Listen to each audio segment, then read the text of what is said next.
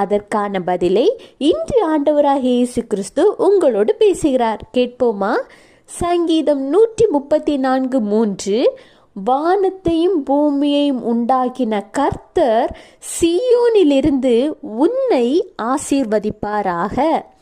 இந்த வசனத்தை வாசிக்கும் பொழுது நீங்க வானத்தையும் பூமியையும் உண்டாக்கின கர்த்தர் சீயோனில் இருந்து உங்களுக்கு என்ன ஆசீர்வாதம் தேவையோ அந்த ஆசீர்வாதத்தை சொல்லி என்னை ஆசீர்வதிப்பாராக அப்படின்னு சொல்லுங்க.